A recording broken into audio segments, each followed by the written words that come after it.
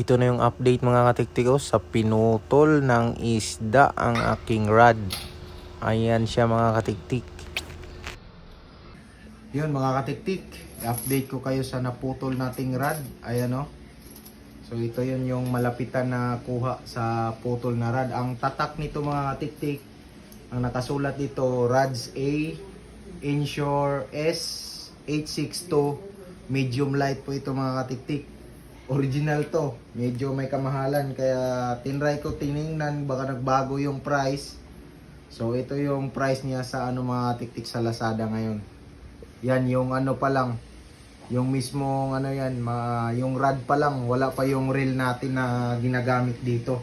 So ang partner nito na reel is Shimano 3000 series HG yun mga katiktik, kaya medyo mabigat-bigat din tong rod na to. Pero di ko akalain nababali niya, ang mamahal-mahal eh. Ayan o, nabali siya. So yun lang. Yan. Yung update natin. Tatry natin i-repair. Lagyan ko na lang siguro to ng goma. Kung wala, lagyan, mag-ano lang ako ng kawayan.